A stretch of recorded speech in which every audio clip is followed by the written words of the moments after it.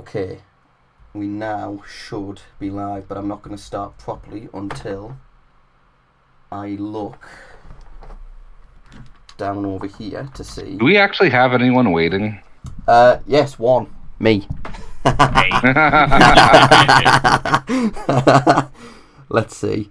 I don't want to give a full introduction until I can see it actually playing. I can see it playing. Oh, you can see it playing. It's not playing for me for some reason. Yeah. Are you? Because I don't want to get it up because I've had a bad problem with like play. Oh, there we go. It's launching now. With playbacks, are you able to just pop on and do a quick check of the audio, see if everything's okay, everyone's equal? Yep. Amazing. Thank you. By the way, this is what I have in the background, so this is what you have in the helps background. actually keep me awake.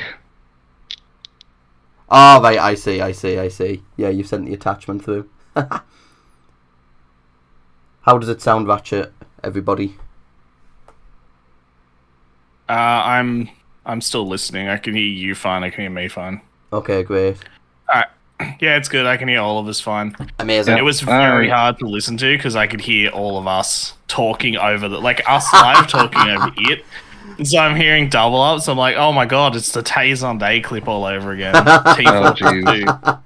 Yeah, hopefully we'll not have anything like that happen. Yeah. Tripled up audio. It's like, ugh. Yeah, hellish. Okay, hello there, ladies and gentlemen. Welcome to the 8th episode of the Steam Sentinels podcast, Keys, Questions and Charity. This is a special live episode that we're doing in aid of our charity drive for Safe in Our World. I'll have some more information about that in a second. Hello there, everybody that is here. We've got two people, which might just be me and Ratchet, you never know. Or it might be two mystery people, who knows. I'm Mellow Online. I am joined by my lovely co-hosts. We'll start off with Ratchet. Ratchet, how are you today? I'm very tired. How are you? What time is it for you there? 8, 9? It's a reasonable... Yeah, it's 9 o'clock. It's a reasonable time to be awake, so I shouldn't be tired. And we've also got Surveillant Death. Surveillant Death, how are we today? A little tired, but doing better than I was last week. Yeah. Oh God, I forgot you were still ill when we did the last recording. Yeah. So some residual stuff from that, but my voice doesn't sound like I'm on death's edge, so. For sure. Okay, so we have got, this week we're going to be doing our comment comeback segment. We've got a comment from a user discussing about some of the Steam key revocations again, because this has just been the hot topic for us the last few weeks. The main thing everyone on our forums are talking about. We have also got a special Q&A session. A few days ago we put up a form where we asked our community what questions do you want to ask us, and we got a very, very good response. We got sent loads of questions, so many that we've actually had to trim it down to 20, and even then I'm not sure if we're going to get through all 20, so I'll apologise if we don't. I'll also apologise, I said in the posts when I first put the forms up that I would give a shout out to everyone that sent in questions if your question ended up getting read out, but unfortunately, because of how I set up the form, I made the question mandatory and I made the name optional. And because there was a few people that sent in anonymous questions, it bumped and shuffled the order of the forms, and I didn't know that it would do that. So because of that, the names are now mismatched on the questions that got sent in, so now I have no idea who sent in what question. So I will apologise, we aren't going to be doing the shout-outs, but if your question gets read out, then I hope you have a little fuzzy feeling in your chest. That sounded so dodgy, I apologise for that. I hope it's a good feeling when you're like, oh yes, get in. That's my comment that got read. That's my question that got read out there. We will also be at some point, probably when we're halfway through the questions, we're going to take a pause on answering questions, and I'm going to be giving some details out about how you can win a copy of the game Bombernaut on Steam. We have this as our game giveaway, as the rest of the streams have in our charity drive. Every stream that you attend, there will be a giveaway hosted on them. If there isn't anybody, which, hey, you never know, we are a small channel, we might not get anybody on the live, and we might end up just getting people picking up on the VOD afterwards. So if there is nobody that tunes in on the live stream, I will be hosting the giveaway separately, either on social media or something. I'm not too sure yet. I'll put a pinned comment on the top of the VOD with any details about how you can get the game if we don't give it away during the live stream. But if you are listening live, pay attention, because we will be giving out some information about how you can take part. It's a very, very simple process. Don't kid yourself. No one loves us. No one loves us. No.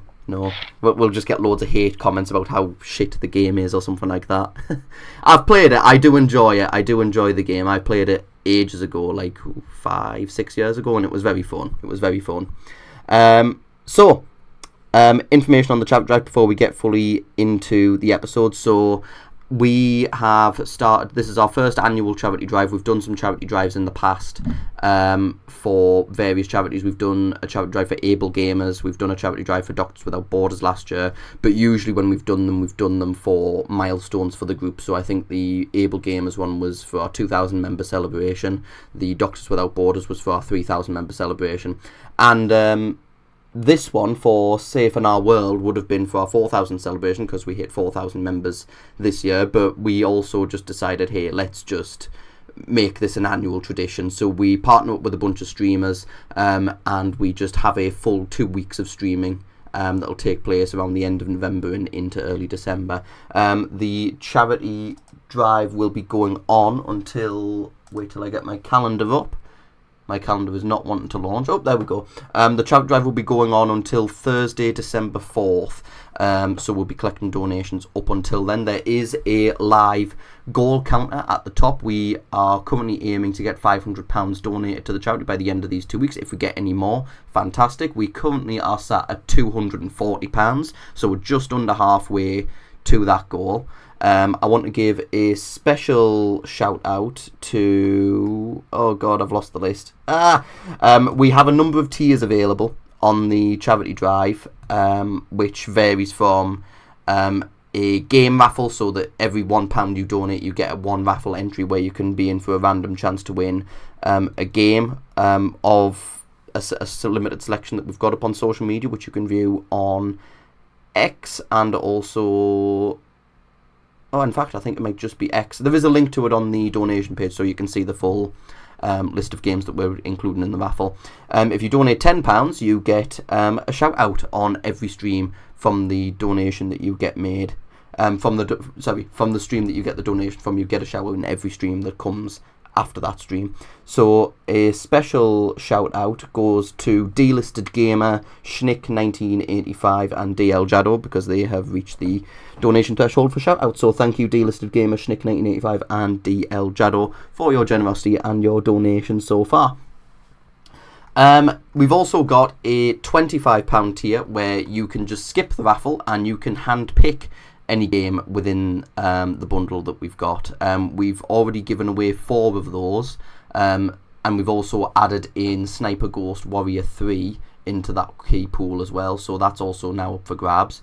But again, more details can be found in the Tiltify link in our description, and you can also donate by scanning the QR code that'll be on your screen as well throughout the stream. Okay, now that is introduced, Safe in Our World is a mental health charity. They serve the games industry and global gaming communities. They provide signposting, training and resources to people across the gaming landscape. This cause was voted for by our community amongst, I think it was 6 other charities, and this was the one that got the most votes, so it was one that we were very, very happy to be backing. When I sent this charity across to our streamers, all of them were very, very happy that this was the one that was chosen. Not that any of the others were bad charities, but a lot of them have been touched in some way by mental health, whether they have had some mental health issues in the past, or they have a family member that's struggled severely with mental health. Some of them have kids that have had mental health problems as well, and a lot of them found video games was a good form of escapism and was able to put their mind at ease as well, which is at the heart of kind of what this charity is trying to do. They're trying to make they're trying to show that there can be positive mental health exercises that can be used gaming can be a positive thing to improve your mental health, pretty much is what they're trying to promote. Again, £240 at the moment, just under halfway. It would be great to see that go up during and or after this stream as well. And any and all help will be appreciated, because this does go out to help individuals, and all the money goes directly to the Safe in Our World charity. Okay, let's get into business. So, what have we been playing? Ratchet, I'll let you go first. What have you been playing this week? I bought Arc Raiders and have been playing that with a friend who also bought it. It's been weird because I'm so used to I don't like extraction shooters. I don't like it's aggressively competitive. Most of them are. But Arc Raiders, weirdly, even in 2-player co-op, we have been really friendly with almost everyone we've interacted with in the match or in matches so far. And it's very odd to see, because it's this thing around, like, I'm ready to fight people, and then I wander down and I hit them with the don't shoot emote, and they'll hit us back with the don't shoot emote. And it will just be like, hey guys, do you need anything from us? It's really weird, because like in games like Hunt Showdown, the moment you see another player, you're either dead or you're shooting at them. Whereas with Arc, it's just like, oh, hey. And they're like, oh, hey. It's like, all right. You guys need to extract? Yeah, all right, cool. Let's extract, because the robots are going to kill us if we don't all go out there at the same time. Because there's NPCs. It's weird. It's so counterintuitive to what I'm used to with battle royales. And I really like it. I've only had one case where a bunch of people got really sweaty and started to kill everyone on the map, and they hid at one of the exit points of the map, but everyone else has just been really friendly. Recommend. And more Star Citizen, because that game has become my obsession. How long do you think the obsession's going to last for? Is it getting dull at all at this point? Because you've been playing this for like 3 weeks now, haven't you? I've been playing it for a little over a month, yeah, and I have not gotten bored of it, and I don't think I will get bored of it, because there's so much to do and so much I haven't discovered, and you earn money to buy more ships in the game. And this is what I had to say to my friend, because he's like, I'd buy it, but you have to buy all the ships with real money. And I was like, you don't. I straightened my screen, I went to one of the ship dealerships, and I was like, look at all the stuff you can buy. You just need to earn credits. So if you buy a basic starter ship, go and do a bunch of like attack missions, you can make a ton of money and just buy like a massive ship for like 18 million credits. So I don't know when I'll get bored of it. I'm hoping I'll never get bored of it, because I'm having so much fun just doing stuff. And it's a free fly weekend this weekend. So if you want to play it, it's free to play for I think until like the 2nd of next month. So you get to try it out without giving Chris Roberts any money, which is good, because everyone still thinks this game's a scam, even though it's got so much in it. And people have yelled out, I said on Twitter, where I was like, there's no way, it's not a scam anymore. The game's like almost done. There's so much in it. It's so much fun. Give it a go. And people are just like, copium. It's like, nah, dude, it's so good. Give it a shot. It's fucking excellent. I love it. Like, I'm usually calling out grifts and calling out like scam games. Like, if this game was a scam and it didn't work and it was broken, I would happily just be like, don't fucking touch Star Citizen, it's dog shit. But it's like, no, it's fucking, there's a whole ass game here. I love it. But yeah, there's a free weekend. I'm trying to get my friends to download it, because I have a ship that holds 4 people, and I'm only one person, and I don't want to play with random players, because as much as I like the community, because everyone's super friendly, I don't want random people in my ship. I'd rather play with my friends. But yeah, that's what I've been playing. Sweet. So have you got absolutely no friends that play it? Is it just you? Do you usually just play it like solo? Yeah.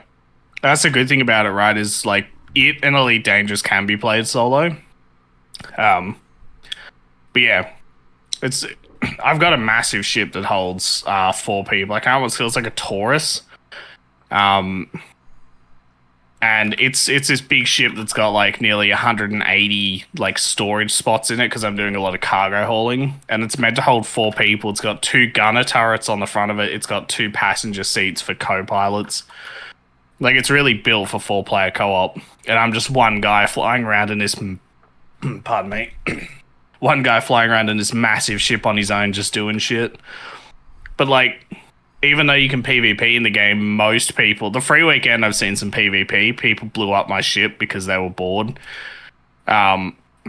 But outside of that, most people, like, you'll get out of your ship and somebody will land the same ship near you and you'll hear them in voice chat be like, oh shit, like another person. It's like, yes, hello. Please leave me alone. I just want to drop off my cargo and leave. I don't want to have a conversation. Okay, great. Thank you. SVD, what have you been playing this week? More Mass Effect Legendary Edition. I've never actually played Mass Effect 3. And so the thing is with most of my games, a lot of times what will be happening is I'll be in the mood for certain games, and what sucks is that some of those games don't have cloud save. Mass Effect Legendary Edition is one of them, which is ridiculous. It doesn't have cloud save. Because it does not have cloud save. And because like I've played it when it first came out years ago, I played it and I beat it. I did it twice because typically that's what you do with like Mass Effect 1. You play through it twice for New Game Plus because you get bonuses, and then you get bonuses that can carry over into Mass Effect 2 for max character and all this other stuff that you've completed. I'm so impatient. I'm trying to do everything I can to get it done in one run, so I can move on to Mass Effect 2. And I've beaten Mass Effect 2, but I've never gotten to Mass Effect 3. And the whole thing with the Mass Effect series is that your decisions carry over. Not all of them have consequences that show up in the third game, but some of them do. And it would be nice to actually get to experience that firsthand. So that's kind of like my goal. I'm hoping that essentially by Christmas I'll be on Mass Effect 3. So I've been playing that, and then I got the Tony Hawk Pro Skater Remastered for 3 and 4 because it was on sale. I played about half an hour of that.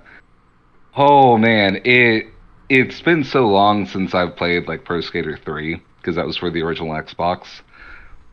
I'm just screwing up left and right with the control stuff, and I should have probably done the tutorial, but I was so excited to actually get into like the maps again.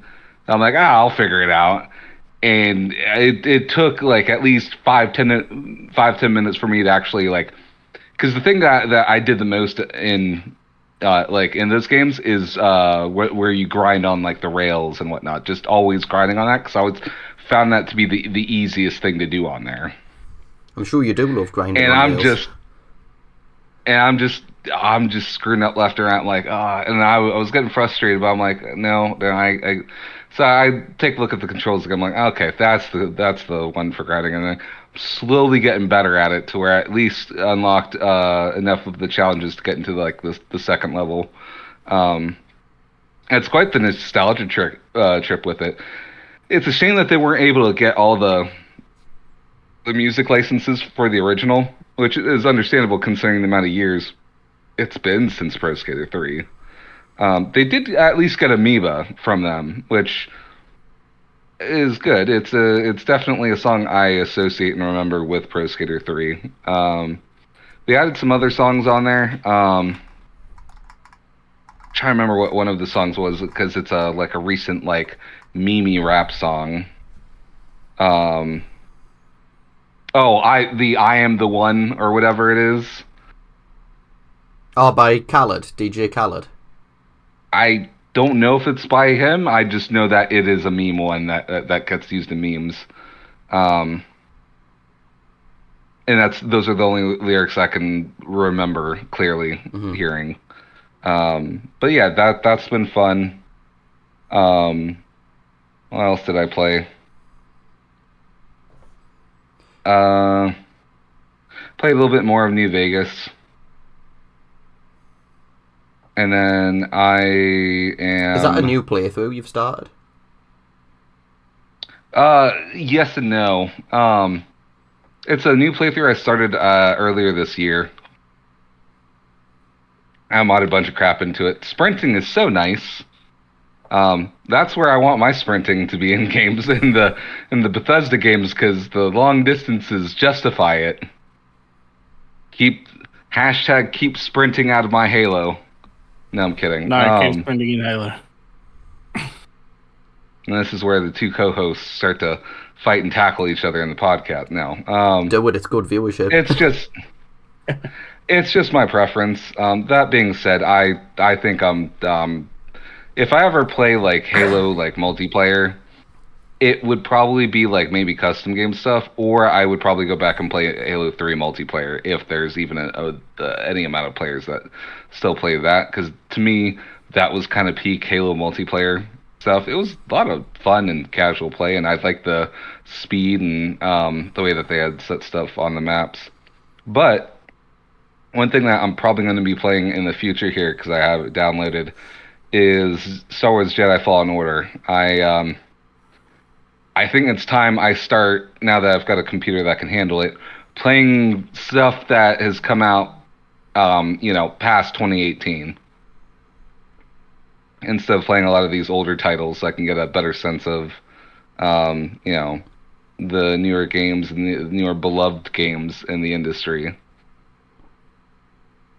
So, to be fair, I think I'm kind of similar. I rarely ever play a lot of new games. I know I've been playing like No, I'm Not a Human recently, but that's like one of the few times I've played something that's like new. I find myself going not a remaster, because most of the stuff I've played, I realized like last week or whatever, was I've mostly played remasters, and usually because I know that I'll like those. That's so it's a safe purchase there. The other thing is that like I just have an apprehension with some of the new stuff because I'm afraid I'm not going to like it because I'm stubborn and I don't know. I very peculiar tastes. And like I don't want to be like the negative Nancy of everyone loved this and I didn't like it as much. I'm hoping that's not the case with something like Jedi Fallen Order. I'm told it plays a little bit like Dark Souls, which I've never played Dark Souls, but I'm not like, so long as it's fun, I'm not opposed to the play style of it. So that'll be interesting. Specifically Dark Souls 3, I recommend. Everyone has a different recommendation on where to start with Dark Souls, though no one's ever recommended 2. No. They're like either 1 or 3. If you're going to play 1, get 1 remastered, because it's better. It's the only one that's really available at this point in time. Prepare to Die edition got delisted when the remaster came out. Yeah. Really? Yeah. Unless I want to sell my soul to one of those key sites. Yeah, probably not. Hey. I've got a confession to make as well, and I hope no one gets their pitchforks and torches out. But I think Dark Souls, the Souls series, I find very overrated. I played Dark Souls Prepare to Die edition, and even beyond it being like a shoddy PC port anyway, I got the mods and I got the PC compatibility fixes and all that stuff in. And yeah, I just couldn't get into it, and I don't know why. I don't know why I couldn't get into it, but nothing was particularly clear on what I was needing to do, where I was needing to go. And I get that that's maybe some of the appeal, where you just go out and you explore and you discover these bosses and these enemies. But it's almost like I had absolutely no drive, I had no motivation to keep on pursuing something that it wasn't even like I got a little slither of this is why you're doing what you're doing. I just didn't get anything at all. I think I tried it for like 6 hours or something like that, and it's just like, oh no, I feel like it got to the point where I was forcing myself to play it. I have heard the sequels are better, but I've just not really picked it up again since. They're still very heavily based in that. So the whole point of the Souls games is kind of built around self-exploration, and you kind of just understanding as you play it, figuring out what you're doing. So like It's not built around just kind of like a narrative. It's got a narrative in it. The problem is you need to like just inspect lore items and just inspect items you pick up in the world to understand the lore. It's one of those games I enjoy because it isn't jamming story in your face. It's just like, here's the intro cutscene. Now you go figure out what the hell's happened. You're a lot more of a stronger independent gamer than me, then, clearly. You don't need no handhold. It's well worth it when you actually like get into the game, because like once you finish it, there's a lot of really cool areas in especially Souls 3. The Gale boss battle is like a fantastic one. I won't spoil any of it, but there's a lot of good stuff where you're just like, why are we fighting in this area specifically?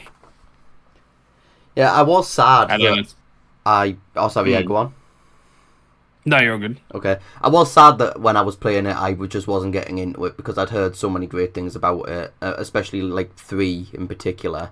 And I mean, I love RPGs, I love ARPGs, so like on paper it was ticking a lot of boxes for me, but then when I actually came out to playing it, it's like, yeah, no, this isn't doing it. But as for what I've been playing, I've kind of been on a bit of a Sims binge at the minute. I've not had a lot of time this week, but I ordered a copy of The Sims 2 Castaway from eBay for the Nintendo Wii. I dusted my old Wii off and I gave it a go.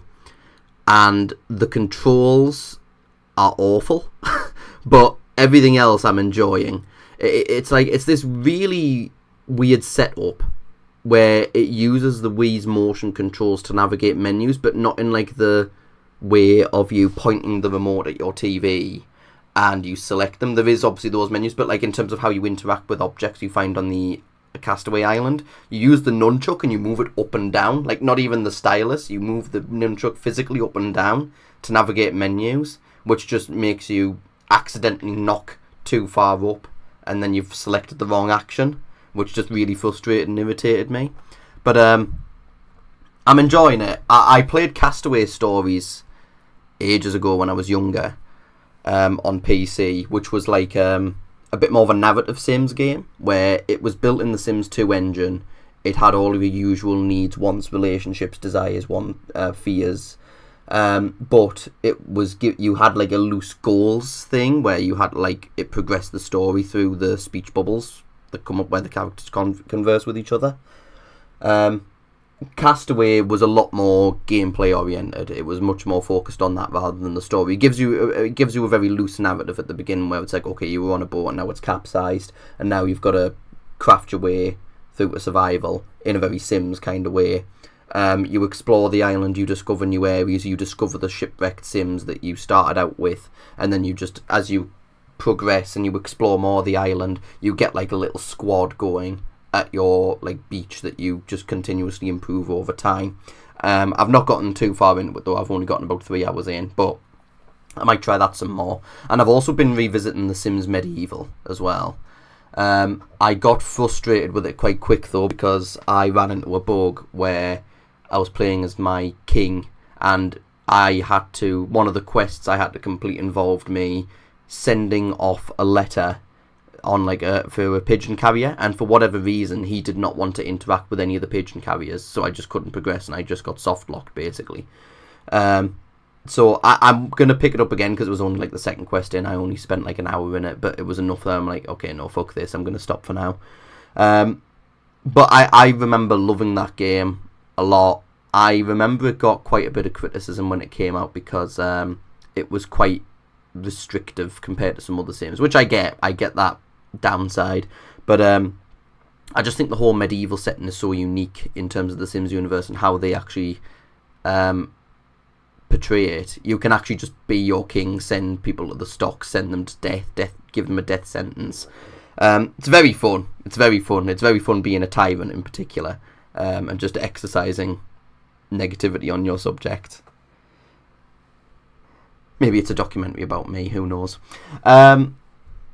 Okay, so we're going to move on now to our comment comeback segment. So This was a comment that we got on one of our forums talking about the key revocation saga that's been going on, that we've been talking about over the last couple of podcast episodes. This comes from Steam user called Obey the Fist.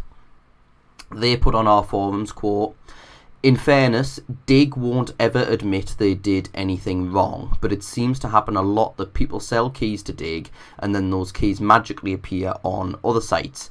That doesn't excuse the behaviour of the developers, as people have said. If they negotiated a bad deal with a key reseller, that's on them and customers shouldn't be the victims. Nobody held a gun to this guy's head and forced him to generate a bunch of Steam keys or hand them to anyone else." End quote.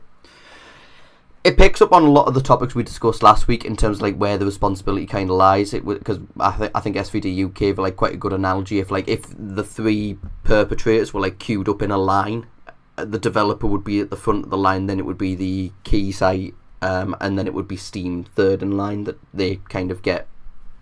There's a few people that kind of direct the blame to them when like a bunch of Steam keys get revoked unscrupulously, but it's more so at the first point of issue, and that's usually with the developer, and then it'll go to the keys website afterwards in some cases. So I guess Obey the Fist is kind of looking at the issue in a bit more of a broader scope, where this happened a lot, and it seems to have happened quite a bit specifically with Daily Indie Game. But he's maybe making the case that maybe there should be some more accountability with Daily Indie Game. It doesn't absolve the developer of their behaviour, but he thinks that maybe there should be a bit more of a spotlight on what Daily Indie Game might be doing. Maybe the fact that there is quite a few developers revoking Daily Indie Game keys, that maybe there is something quite bad going on there, because otherwise why aren't we seeing a lot more stories from other bundle sites getting their keys revoked? Why is it always with Daily Indie Game?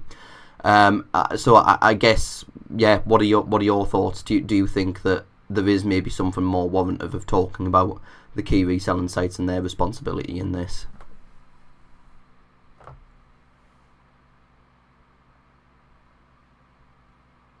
Either one of you, whichever one wants to jump in. It would help if I would unmute myself. It is live. It is live. I know, and I usually have it muted. No, so it's fine. I'm just letting the audience know, watching on VOD.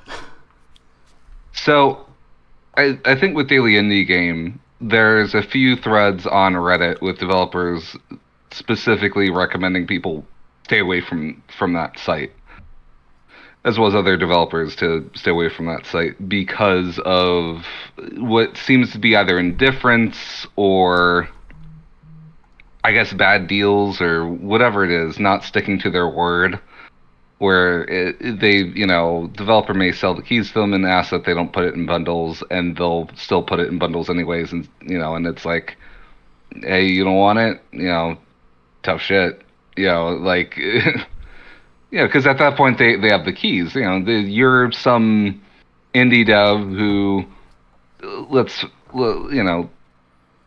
be frank, a lot of keys that get put on Daily Indie Game, it's usually from a lot of low effort stuff. Not to say that everything on there will be low effort, but there's a good chance that it would be. And so it automatically, by trying to deal with it, Daily Indie Game, whatever value that you perceive of your game is going to be lowered just by association with them. So if you feel that your game, has value to it, I would recommend that you never even associate with Daily Indie Game if that's the case. And that's why there seems to be like key revokings afterwards, where I don't know if the developers were stiffed on pay. I don't know if they were stiffed on, where they were promised that their games wouldn't show up in a bundle, and they did. And the developer, in retaliation, thinks, if I revoke these keys and try to direct people back to Daily Indie Game, I won't take as much of the flack as Daily Indie Game will, which is not how it typically works. Most of the heat is still on the developer regardless. Some may go back on Daily Indie Game. A little bit of the heat might, but most of it will go back on the developer, in spite of their intentions that it goes on Daily Indie Game. I think you make an important point there. Well, a couple of important points. The first one, I'm trying to remember what it was because it was earlier in your analogy, but the second one I'll pick up on, where I think partly because a lot of these stories don't get a lot of coverage outside of maybe communities like ours. So the issue isn't quite widespread. So developers that do consider doing this action, they don't really have a scenario that they can bounce what they're planning to do off. So when they kind of go in quite blind and just revoke these keys, and then they only recognise the repercussions afterwards of what that actually has, and they might be thinking, like you say, well, the fault's with the website, but then the users don't perceive it as that. It's more that it's happened with the developer and they've revoked the keys. I think if there is more awareness spread about that, then it'll stop some developers kind of tripping over the first hurdle. Because then if they do plan to revoke game keys, it can contextualize what they're doing more if there's other scenarios that they can compare what they're about to do to, and then they'll have a bit more of a longer term strategy in terms of how they deal with that problem. And I think a lot of it as well comes down to just communication. It's been communication across the board with some of the issues that we talked about last week, was that that there was no communication, or little to no communication from the developers for days, and then it just left their community hubs to basically fester with a bunch of angry players sharing their stories, or in some cases not, because the developers were just deleting them, which is always a worse thing to do, because then it just riles people up more and it gets them angry, and then it makes them persist more. And I wish I could remember what your first point was, that I'm like, oh yeah, that's the first really point important. was that by associating with the store. Sorry, yes, that's it. You reminded me. It wasn't necessarily about that, but it was more when you were talking about the value and how there's lots of games on Daily Indie Game that are cheap, low-effort games. Not all of them, but there's a lot on there. I mean, shortly after the episode we did last week, I actually went on Daily Indie Game to see what bundles are they actually selling, and they were selling a... Oh, actually, I'm not. Can I talk about this on live? Was there any games on there in which? I was going to say, was there anything on there in which you actually felt was not like low effort? No. Well, the first thing that I was greeted to on the website was an adult game bundle where I think it was 10 to 15 games were being sold. And do you want to know how much the bundle cost for 10 to 15 games? Wasn't it like $1? No. Wasn't $1. No, not 50 cents. 5 cents. 5 cents. 5 cents for 10 to 15 adult games. So it's like, what half-decent developer is selling a bundle of 15 of their games for 5 cents? I think it just comes down to, you know... How much are they getting paid for that? Well, yeah, that's the other thing. Like, you can't be doing this for money. I think a lot of the motivation for developers that do it is... they already don't hold a lot of value in some cases in the game that they have. It is usually quite cheap, and they might think, oh, I'm selling this on Steam for cheap anyway. What Daily Indie Game's offering isn't that much cheaper, or it might be quite considerably cheaper, but then they're convinced by the way of, oh, it'll get more players in front of my game, and then maybe that'll generate recommendations on Steam reviews, it'll generate communities, conversations, discussion boards, and it'll just fester an active community around your game. But then it's also like, well, if you want that, why are you selling your game? If the intention's more to just build a big community around your game, start off with something free to play so that it's accessible to everybody. If you're giving 15 games away on Daily Indie Game for 5 cents, you may as well, in my opinion, just make your game free, because you're not going to get a big return. And yeah, you are practically giving the games away. I was gonna say, making a game free to play is not a good idea, but yeah, the argument of, as in, like, if you got a pay game and then you're like, I'll make it free because, but in the case that you mentioned where you're like, I'm literally selling this on some fucking key site for 50 cents, at that point it's like, yeah, just make it free. Mm-hmm. Just make it free forever. Don't randomly attach a price to it a year from now, being like, I regret it. I've got 1,000 sales now, and they're all free, and I could have made money off that. It's like, no, the reason people are playing it is because it's free. So they weren't going to buy a demo of it first. Have a, you've got a demo that people can play for free. Have that be, a intro into your game. There was something else as well that I was thinking about in terms of the thought's gone. Damn, what was it? it was... Oh, keep going, SVD. Keep going with what you were going to say.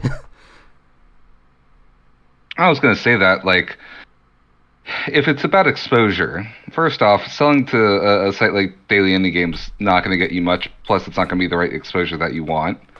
Because Daily Indie Game is already viewed, right? Daily Indie Game is the equivalent of your dollar store or Dollar Tree or, right, where if you ever went in there, it would only be like for like a gag or something like that, or, for, something really dumb. You don't really view anything of value that comes from there, nor would you expect anything of value that comes from there.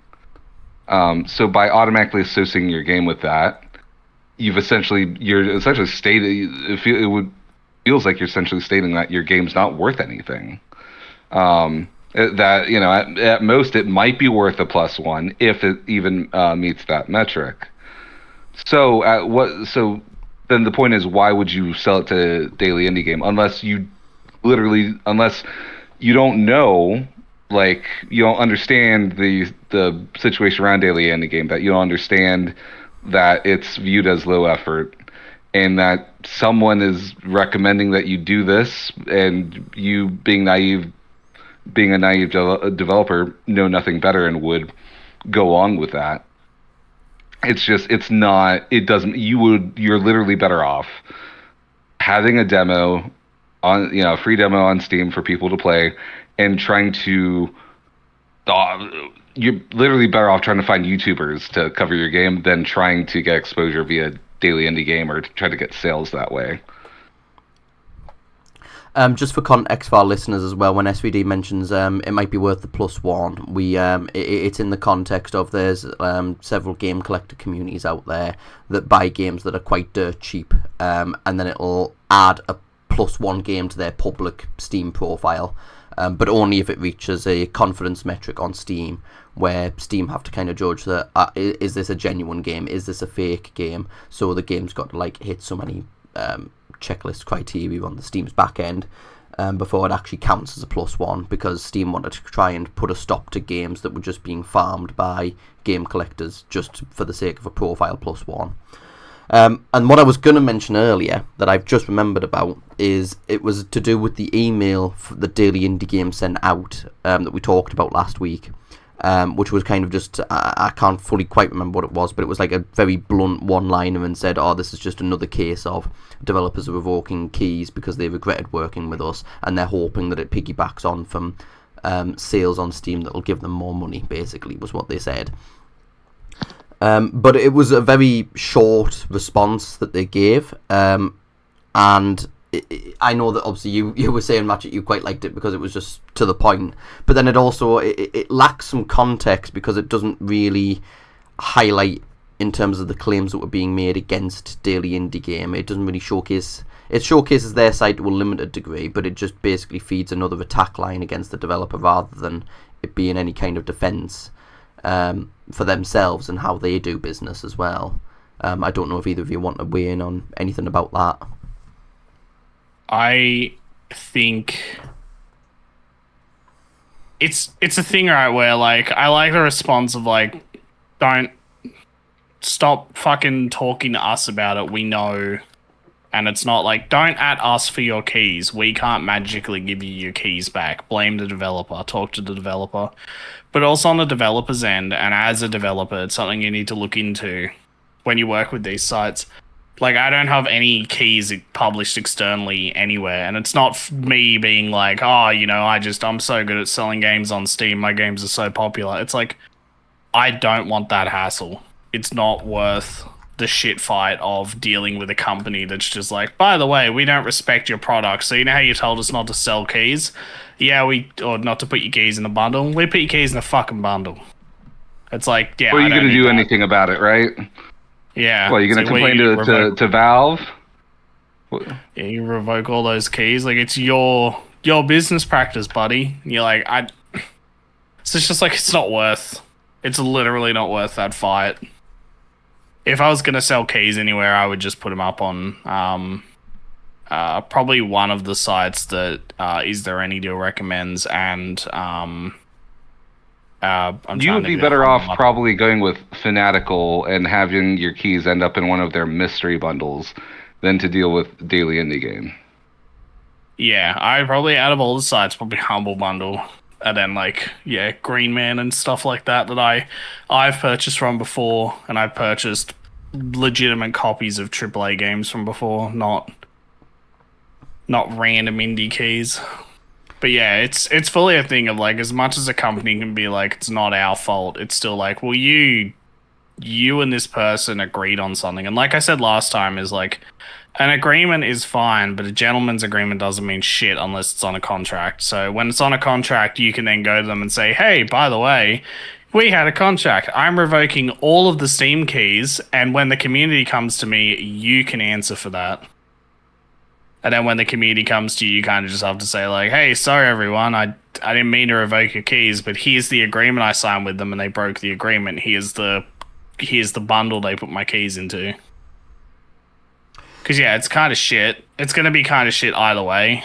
But, yeah, like, the easiest way to resolve this is to either just make the game free to play, like you said, Mellow, or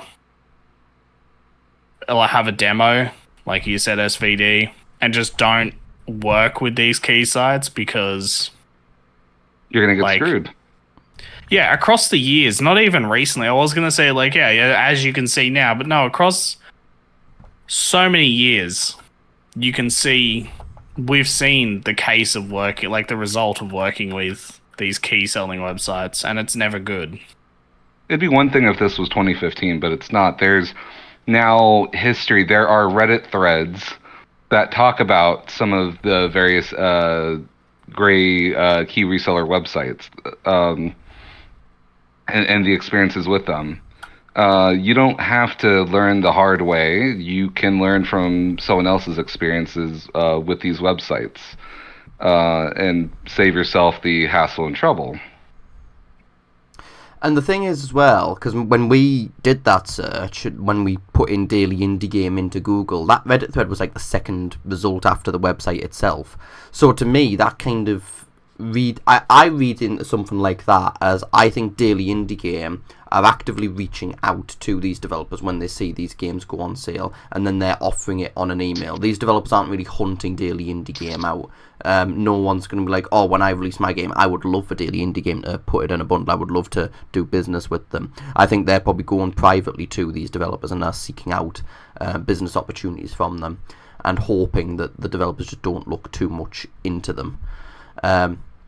Because you're right, that Yes. there is a questionable history about it. And Ratchet, I'm not sure if you can maybe comment about it. I'm not sure if when you've released games on Steam, have you or your company's received emails being like, hi, I run a bundle website and I want to put your game into a bunch of key bundles on here. Yeah, bundle websites, and then weird publishers that are like Russian, or like just random companies where they're just like, we can give you 100x return on the amount of players in your game. And it's never like sales, it's always just like players. Oh, you want 1,000 players in your game? And it's like, no, I want my game to sell well so I can make another one. Like, the amount of people actively in my game isn't a huge concern to me. The amount of units I ship is. But yeah, it's there's a lot of that, right? When you when you first drop a game on Steam, especially the first game I dropped on Steam was in 2020, in the middle of COVID, and a lot of that, the emails we got from that, which I had to work with the owner of the company I was working for, because he was incredibly green to this part of Steam, was dealing with these resellers and shit, where they were just like, there are even people asking for keys to do YouTube reviews. Then you go and look at their YouTube account, and they were just random people with like 300 subscribers and no views, like clearly botted accounts.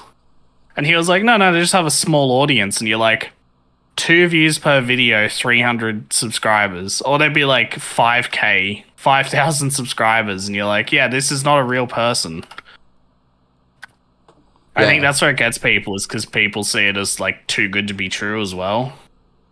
The thing is, there are developer postmortems out there on Reddit Yeah. for you to go through and read, because those can be very valuable experiences to learn from, because here you have developers that have tried various methods to see what works and what doesn't, what didn't, and you can essentially make a better choice than what they did. There's an excellent one. It's some of it's absolutely outdated because it's from 9 years ago, but I think a lot of the principles in here sound good to me. So there is a Reddit post from X-Blade 724, who is the developer for a what do we call the games, like, what is it, Secret Hitler? Your Among Us type Social stuff. deception. Yeah, social deception stuff, where his game was Throne of Lies, which did well when it came out. I don't know how it's doing now. It's probably petered out now, since it's been like 9 years or something like that since then. But he's done a few he's done a few like post-mortems, mid-mortems, all kinds of stuff detailing his experience, and a lot of that in there, while some stuff is outdated because he talks about Greenlight, but some of the stuff in there is still, I think, evergreen information about, like, whether or not to hire PR, when you're making your trailer, doing how to generate like buzz, or doing social networking stuff around it, like using Discord, stuff like that. That I think is valuable information, I think, for new developers. I could be wrong. I'm curious to know what Ratchet's take is on some of the stuff. I sent Ratchet the link here for him to just at least gleam through real quick. I'll give it a look, one sec.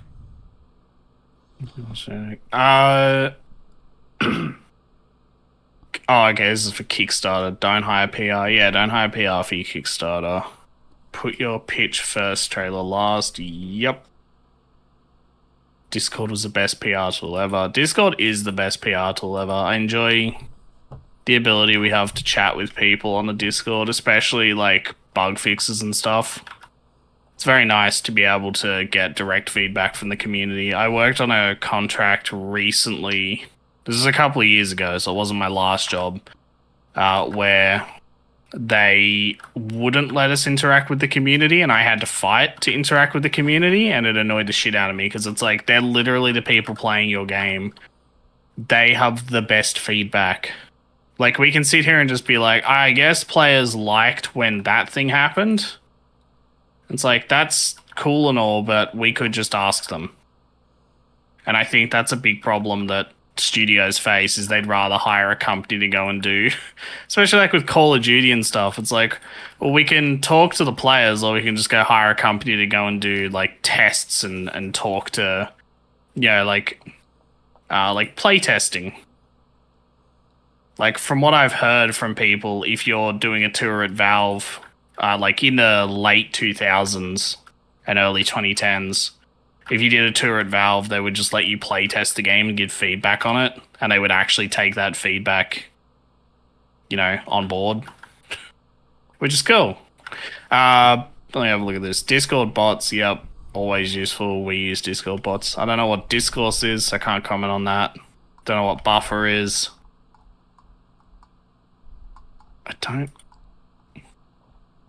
Wait, what? Pretty much anything we can't do from existing servers, we put in an API is like MailChimp API to verify emails. Oh, yeah.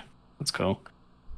Yeah, there's a lot here. I'm not going to read through all of it because we'll be here for ages, but yeah, I wouldn't ask you to. I just to glean through enough for you to see whether or not you would agree with at least some of the stuff on there as being good information. Yeah, I agree with most of it. With the studio I co-run, we talk to PR people super early, because we're not doing Kickstarter or anything. We're doing a direct release. So we talk to them about, like, hey, if we're ready by 2026, can we put our game on? Like, what access do you have to release our game on the trailer on the Game Awards? And we had we talked to the Game Awards people, Summer Game Show, the Game Awards, all of those different places. We got to talk to them through this PR company we were working with, and get an understanding of pricing and all the different things that go into the PR side of making a game. And it's so expensive. It's so expensive, but that's how you get eyes on it. Not through a daily indie game bundle. Yes, yeah, exactly. It's that's also how to say is with these smaller studios, especially fully indie studios that have no external source of funding. We currently don't have an external source of funding, but that's a thing we're looking into, right? Because we have 3 people with industry experience. We have kind of an easier argument for funding than smaller, a smaller team. One person making their own game in Unity in their spare time versus a team of 3 people who have collectively have about 15 years in industry experience. It's a very hard argument to make on my part to be just go and do this thing then.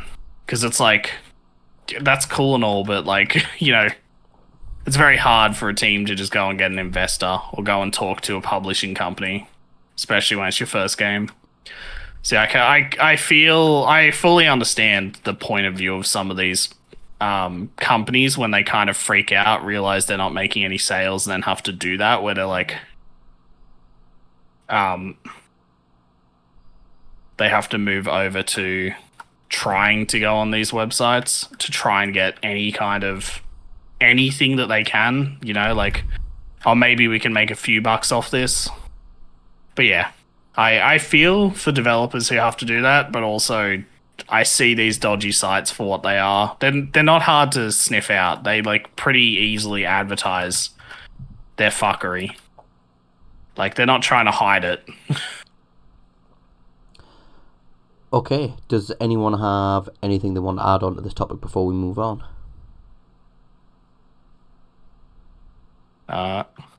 Yes, Sentinels video game publishing coming soon. Definitely legit. Give us all your money. SVD, do you have anything else to add? No, we should probably go through the rest of the questions. Otherwise, I don't know if we'll even make it to the end. Probably not. But we'll get through as many as we can. It's overly aspiration, I think, for us to get through all 20. But no, thank you very much, Obey the Fist, for your comment. If you want to have a comment that you made featured in our comment comeback segment where we talk about either something that we discussed in the podcast a bit more in detail, or if you bring up a topic that you're keen for us to discuss, leave it in the comments of the VOD version of this, or you can also leave it to us on one of our social media platforms, whether that be the Steam group on X, on Blue Sky, on our Discord server. Any of them are totally fine to put on, and we will sift through them and we can propose one to highlight next week. Before we do move on to our next topic, I just want to remind everyone this is a charity live stream raising money for Safe in Our World. You can go to the description down below to check out our Tiltify campaign where we're collecting funds, and we've also got a QR code on the screen for you to scan as well that'll take you straight to the donation page. Safe in Our World is a mental health charity centred around serving the video game industry and global game communities and improving their mental health, providing signposting, training and resources to people across the gaming landscape. If you please do donate as much as you can. Even if you can't donate, please do share the campaign and check out the streamers that we have that are streaming over the next couple of weeks. Okay, now we will come to the questions that got submitted through from our community. So we put an open call out up to our community asking, hey, we're going to do some Q&As. We've got some questions through from our audience. We've whittled them down to 20, but we probably won't get through all 20, but we will make as much progress in these as we can. Thank you to everybody that did send in questions. Like I mentioned at the beginning, I can't read out the names like I originally promised because the forms, long story short, got mismatched. But no, let's get started. So question number 1 that we'll be talking about, at what point do we stop blaming bad actors and start blaming Valve for enabling them? That's Ooh, because I've whittled through these questions before, and I'm like, oh, that'll be interesting, but I haven't really had much of a chance to like fully dissect some of these and think about them. That's quite a good question, because that's something that some people in Sentinels often ask about is, in certain incidents, when is it just Valve can't gatekeep this sufficiently, and then they never would be able to. At what point is it a Valve responsibility and they need to tighten the system up, and what point is it just a developer fault and Valve have tried what they can, but it's unrealistic for them to be able to get a grip on a problem like this. I know we discussed this maybe in the context of Steam key revocations, where there was some safeguards that we suggested. I know that you mentioned Ratchet about, or it might have been SVD. One of you mentioned about a tiered system where developers have to earn the ability to generate more keys, so then it kind of reduces the impact that those issues can have. Yeah, it's quite an open. Yeah, go ahead. I was gonna say I have thoughts about this, and to kind of TLDR those thoughts. Because I know we have a lot of questions to get through. I think none of it lies on Steam, because by forcing Steam to take, which they have done before, forcing Steam to take control of these systems also means that developers who are making legit projects now have to deal with this bullshit. Like, I want cards for my game. I want a marketplace for my game where I can sell, like a point store. Can't have any of that because assholes have made it. Like, Steam has had to deliberately put all of that behind a system now, because pricks have decided to make everything worse for everyone by abusing the system. Like, I think you things can still need to have be a put community in place. market items, though. That's the funny thing about that. Yeah, but you can't have point store items. You can't have workshop items. Like, there's a lot of good stuff that would be cool to have to interact with the community and to kind of let the community show off that they support your game and that they like your game. But you can't have any of that because a couple of dipshits a couple of years ago abused the system, and now all of this is locked behind like, you have to get X players to play your game, X players to purchase your game. Not even a couple of years ago, like 8 years ago, and that essentially set the trend. So in terms It of sucks, though. what, like, some instances I'm thinking about, and I hear what you're saying, Ratchet, in terms of, like, you don't want it from the grassroots. You don't want systems to become more limited. But what about in cases where there's just been a lack of appropriate response from Valve? So take something like the Click Adventure issue that we spoke about, I think in one of our first episodes, where there was marketplace abuse happening, and we kind of got a consensus of, well, from the first point, there wasn't really anything Steam could do, but once the scam had happened, there seemed like there was stuff that Steam could do. They could refund the market transactions, they could cancel the transactions that were still pending, but they didn't. They banned the developer account, but that was it. The users didn't see their money get refunded. So, I mean, I look at instances like that, and it seems like that there is a shared blame aspect there, in my opinion. It was that the developer had done this deal, but then they were still able to walk away with the money, even though their Steamworks account got terminated. They were still able to take the funds that they'd accrued up to that point of the scam marketplace items, and Valve didn't really do anything in retrospect to try and make things right with the users. What would you maybe say to an incident like that? Is that purely just down to a bad actor, or is that also Valve enabling it for that sort of scam to take place again, because they've made the message clear that they can just keep the money? Unless that had been there for more than a month, they didn't get to keep any of that money. That went straight back into Valve's pocket. It was happening. Yeah. It was happening for over a month. Okay. Well, I mean, yeah, kind of at the point with the first month, you kind of can't do anything about it. But yeah, there's an argument for restricting some things. But for the most part, like, yes, Valve should refund those people, offer those people a full refund, and deal with this problem like they have to with the Australian government. like in Australia, if the game is no longer playable, like a game like The Crew or something, Valve have to give a full refund to Australians.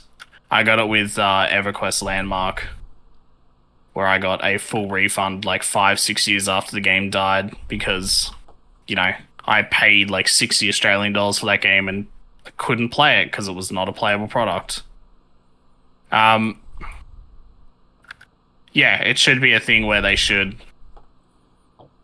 I don't know what the solve is for this, but is it maybe yes, there are cases. Is it maybe just it's a case by case basis in terms of where it gets applied, where it's like blame is laid at the feet of, because I mean I look at issues like forum bans. Like a lot of people come to our forums and say I've been banned from this game's forum, and it's a lot of people are saying, oh, this is a problem with Valve's open moderation system.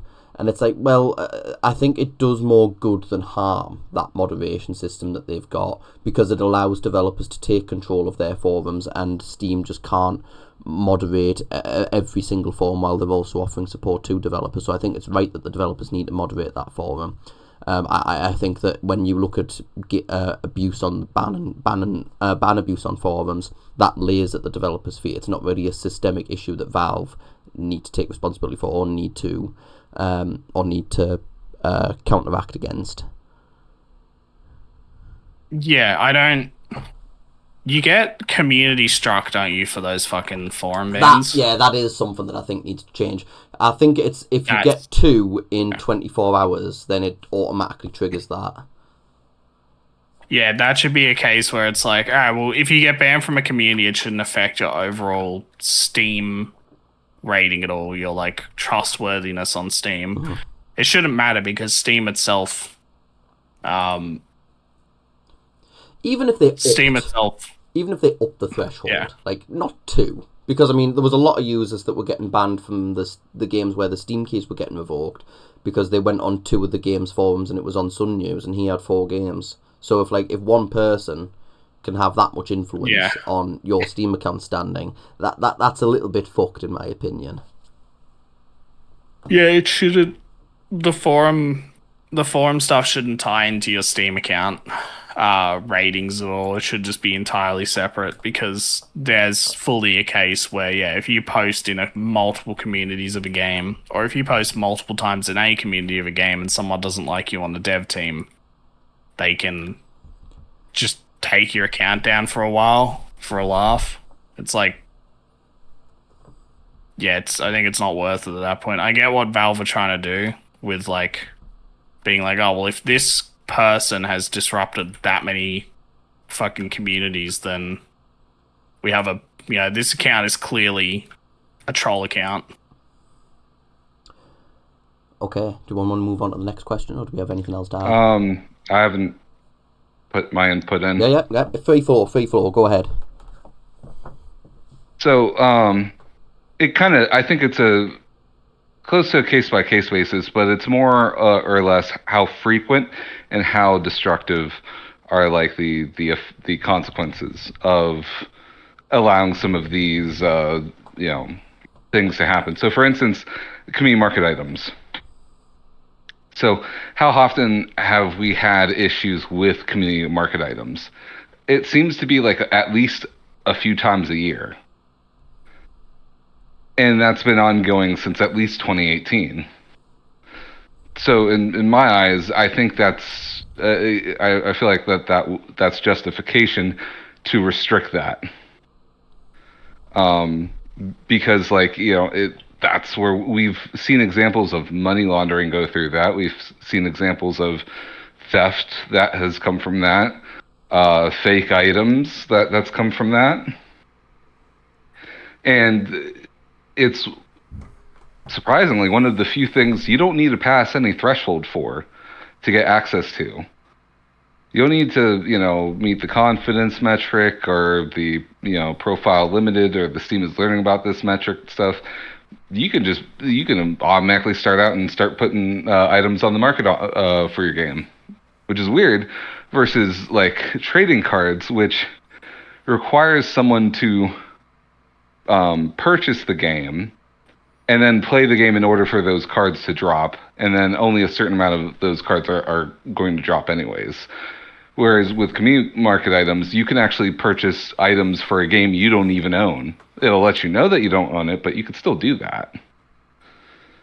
So it's weird with some of the restrictions. Whereas I feel like the achievements restriction for games, as much as I understand like the abuse that came from like the games that had like 5,000 achievements when you would open up the game, I don't think it would be a terrible idea to limit it to like one or to limit it to 100 or 50 or even just 10 achievements, right, for a new game to come out. It's either all or nothing. Yeah, achievements don't affect anything, so I think it's well, that, and I think with the launch of the point shop, people's desire for like vanity items for like their profile has already been met. So to try and find it from some of these other like new sources popping up, new asset flips, the demand's low because the demand has already been met with the point shop. People already buy games on Steam, and then they use those points to buy the various cool stuff in the point shop from the games that they own. So there's really no need to buy, Zup, 603 for letters on your profile because you can already do that with, some other game. No, that's just my opinion. But it's just once it gets to be too frequent or the damage too, catastrophic, which I would argue, especially with like money being stolen from people's like wallets, as well as how frequent these scams have occurred through the community market items, I'd say that's enough justification to restrict that. Okay, I'm going to move us on to the next question. Should Valve remove dev revocation privileges entirely? No. I wonder if... They should... Yeah, go ahead. There should be a valid reason for revoking keys. Which I think you have to contact Valve for anyway, so they are approving these requests. So whatever reason they're happy with, so... Yeah, it's already going through like a guardrail almost. Yeah. Someone at Valve is seeing why you're requesting these keys be revoked. I know that there's been quite a lot of abuse happening with it recently, but I don't think it's warranted to make a call to get rid of the idea of revoking keys. Right. Anything else to add, or is that one that seemed like quite a simple done and dusted? Yeah, done. Yeah. Okay, next question. Is the real problem devs abusing systems or Valve refusing to build better ones? That kind of ties into the first one, where it's like, is the responsibility on bad actors or Valve enabling the problem? I think it's just it's like the first one. It's kind of a shared responsibility, but it also leans one way or the other depending on what the issue is. I think whatever system you have, and we mentioned this last week, whatever system you have, it will be abused. There will be new ways that people work around it. There's always going to be bad actors. There's always going to be problems. I think it's just when problems come up, it's just important that they get handled appropriately, but also, what's the word I'm looking for? They're handled appropriately and measured. It's measured. Nothing drastic's done. So, for example, like the second question, just because you've had some games that have had their keys get revoked doesn't mean you just scrap the whole key revocation system. It was a bit like when Steam Greenlight was getting shut down. I was not a fan of that idea initially because it just felt like to me that yes, it's got problems, but it's also there's a very good concept here. And I just feel like with the problems it's got, you're now just throwing it entirely out the window in substitution for something else, which has some pros. It's got some positives over it, but then it's also got some negative things that have happened as a result. Do either of you have anything to weigh on, or? Yeah, I think kind of TLDR. I think if we lived in a perfect world, this would be entirely on the shitty developers and not on Valve. Unfortunately, we don't live in the perfect environment, so it's up to Valve to play defensively, which is really fucking annoying because a lot of the features that Valve put into Steam aren't like, they don't think about them from the point of view of being abused. Like if you look at the sales events, like the last one he did, the Formula One style, I think it was the Christmas sale, or the summer sale. And then all the stuff they've given to developers, all the little tools and systems they allow you, or they have allowed you to use, have now been restricted because of these shitty people who want to call themselves developers, who are just essentially trying to make money or trying to deliberately game the system. It's a shame because, yes, like I don't think it's something where we can blame Valve, but I think it's something where they kind of need to get ideas from the community at this point to an extent to understand how to mitigate these problems. Because this is a problem that's not going away, and unfortunately it affects the rest of us who want to interact with our community and want to be able to, put a positive spin on the things they're doing. Like, not positive spin, but make positive changes on Steam. Like, put things out on Steam that people will want to play.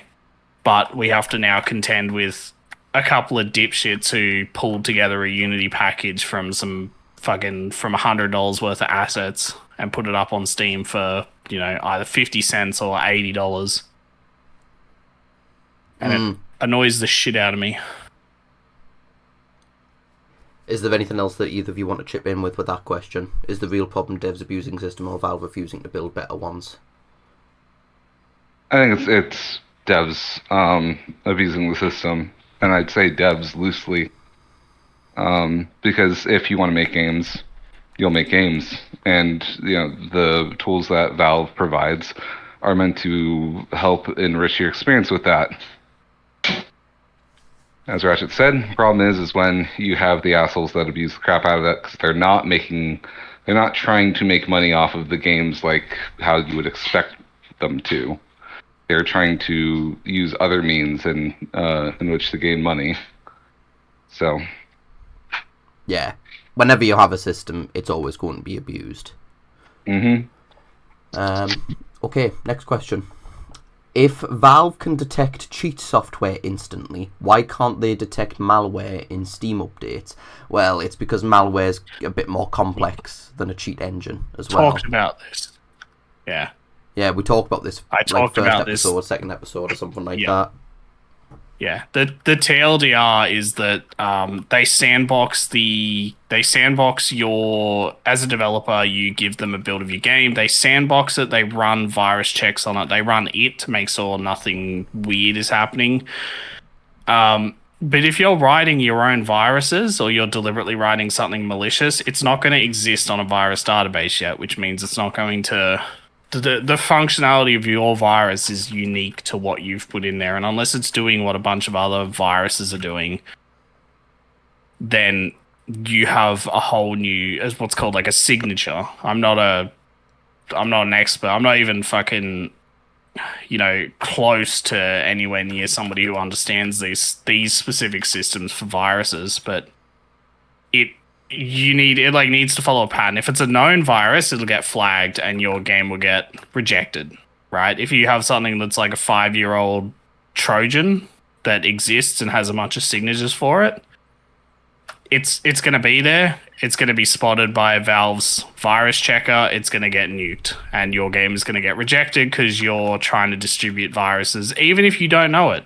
Right? Because there's people that have viruses on their computer. It's less often these days, but like in the XP Windows 7 era, if you had viruses and you didn't know about it and you shared your game, you could infect so many other people. And that's when these systems were built. So like, what you think is happening. They are doing virus checks. It's just that unique viruses and new viruses don't get checked because they don't exist in any kind of database.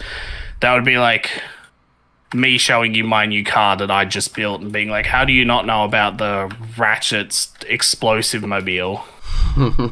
How do you not know about this thing that I made last week and that you haven't seen yet? It's like, it's a thing where it's like, yeah, there's no signatures for it. There's no existing, like, understanding of it. So it's just like, oh, I don't know. Yeah, it's like asking someone to look for something that they don't even know if it exists. Yeah. You're like, I need you to find the Shibble Warp. And someone's like, what is that? And you're like, it's literally over there. It's like, you can say that word. You can point a million different directions. I don't know what the fuck you're talking about. It's the same kind of energy. So yeah, Valve are actively doing virus checks, and they do reject games that do have viruses. It's just that if some person decides to write their own one, then it's much harder to check for that, which is why they sandbox. Sandboxing will run your game in a essentially little virtual Windows machine.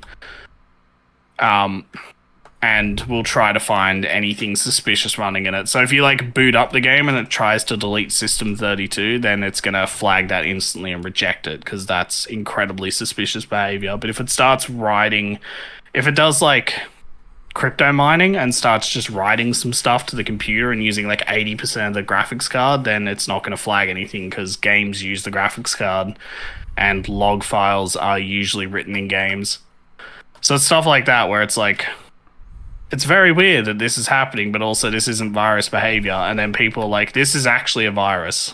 And it's like, oh, well, good to know now. Yeah, and again, it kind of goes back to what we were saying before. It's more about when those things do get identified, it's important that... and they do this, obviously, anyway. I imagine that when a report comes through and, like, if there's loads of flags coming through for a game saying this is a virus, that those get prioritised and they get bumped to the top of their help requests, basically. SVD, do you have anything else to weigh in on? I mean, this is not... I know really nothing about it, and I agree with Ratchet's choice of words. That's fair. Okay, moving on. Do you think Valve should be legally required to refund revoked keys if the dev is abusing the system? No. No. Because I don't know how that would work in practicality. I like the thought, though. It's a good thought. It's a good moral... The moral argument is sound, and on paper you'd be like, yeah, if you get your game taken away, yes, you should get refunded. But if there's a transaction happening on a third-party website for a key, that Steam's only involvement is they created the system that allowed for that key to exist. Yeah, I just can't see how that would work. I think the refund would have to go through the third-party website rather than Steam itself. Yeah. The kind of argument as well is if you buy... so the argument for Australia is when you get a refund on a Steam purchase that's older than 2 weeks that is no longer playable, those are not third-party keys. You can only get a refund on direct Steam purchases. Otherwise, you have to go to the person you bought the key off. So it kind of follows the same thing here where it's like, if a developer fucks you over as a third party, you have a limited ability to... resolve this issue. Yeah. SVD? That's my thoughts. I mean, I agree with Ratchet. And really not much else to say about that. Okay, let's move on. If Valve isn't going to manually review game updates, what's the smallest change they could make that would prevent most of these scams? That's quite general. If they're talking about... I assume it must be another malware or virus question in terms of how Valve don't review updates. And in a lot of cases that we've seen, malware usually gets shipped in after Valve have done that initial review. Again, you can't really automate it because, like what Ratchet was saying before, new viruses are getting written every day, and especially if it's someone that actually knows how to program and they've wrote their whole own virus system, then you can't. That's not going to get picked up by an automated system. So I just think, if, like what I was saying before, I think the smallest change they could make, if they don't already do it, is when users flag a game and they write virus, then that gets moved as like a top priority, because that just shouldn't exist on the store in any capacity. It doesn't get buried beneath a bunch of other reports that are being sent through. If something mentions virus, that should get pushed up automatically to the top of a support queue. Yeah. So what was the question again? Because I heard it and then my brain just dumped it into the... If Valve isn't going to manually review updates, what's the smallest change they could make that would prevent most of these scams? And I'm just assuming that they're meaning about malware and viruses being pushed in through game updates. Yeah. What they do already, which is, again, sandbox it, run tests on it, that's all automated. The thing is, I think as well, people don't think... It's a thing with numbers, right, where we know that people can't visualize thousands, hundreds of thousands, and millions. Like, you can't accurately visualize what 100,000 people look like in a stadium. You can't visually... Like, if you look at, like, when I think it was going into, like, music and talking about stadiums and large amounts of people, like Queen doing Live Aid. I can't remember how many people were at Live Aid. A lot. Yeah. I'm going to Google it real quick. 72,000 people. You can't, outside of like probably a picture of that environment, you can't visualize 72,000 people. This ties into, I'm not just rambling about people, by the way, this ties into something, which is the amount of game updates to get pushed to Steam daily is tens of thousands. Because, right, you're just like thinking about the games that you own. You're not thinking about like all the other games on Steam. The indie games are chipping away at updates daily. Like there's so many things happening. There's so many things kind of going on around Steam, and they're getting so many terabytes of data coming in and going out. That the problem is, to have people manually check all those updates, you would need a massive amount of support agents. And then this leans back into the problem we had before of people don't trust the support agents because support agents are off doing their own thing where they will reject a Steam game for having a woman's ass in it. Clothed, right? As well. Mm. Oh, no, we don't do that. We don't accept that on Steam. It's like, yeah, but Half-Life 2 literally has the back of Alex. What do you mean the back of a woman is bad? Like, what the fuck? And you've got games, that's the thing, right, you've got games like Sex with Hitler and stuff like that on Steam, and it's like, okay, so that's okay. Yeah. So it's fully a thing of, like, there are so many pieces that come into play here, and the more human interaction you have in a system like this, like, you can think about it and be like, oh, no, it's good because, it means that there are people looking at this stuff. But then you're like, oh, my game got rejected because it had a partially covered breast in it or something like that, where you're like, oh, she's wearing a crop top, but it's a story game about finding a relationship. It's not sexual at all, but they're saying it's sexual. It's like that shit like that, where you're like, some random person gets to decide if your update is valid or not. And that is the problem we'll run into. And there's the problem with like adding more systems to Steam to make it more restrictive for asset flippers and stuff, is you could have a really cool game. Like, you could have a game like, I don't know, like Life is Strange or something, a really good storytelling game, and then somebody could just be like, no, we don't, your new patch adds things that I don't like, so your patch is getting rejected. It's stuff like that, right? And also the amount of, like, Valve would go, given they make so much money, they would definitely go broke the moment they had to hire as many staff as there is weekly updates on Steam games. Yeah. SVD, do you have anything to add? Not really. I think everything that needs to be said needs to be said. I agree that like the best way is to rely on user like reports for games and which flagging stuff. You can't monitor every update. It's just not feasible. Even with Valve money, it goes beyond Valve money cost. So Okay. Just before we go on to the next question, I just want to remind everybody this is a charity live stream. We are raising funds for Safe in Our World as part of our charity drive this year. You can donate by visiting the link in the description, or you can donate by scanning the QR code that is up on our stream at the moment. Safe in Our World is a mental health charity serving the games industry and global gaming communities. They provide signposting, training and resources to people across the gaming landscape that need some mental health support and just mental health awareness in general. We are almost 50% funded, just a few days in. Thank you very much. So please, if you can't donate, please do share the campaign, share the drives and tune into the live streams that are happening. You can find a full schedule for them on our Tiltify website.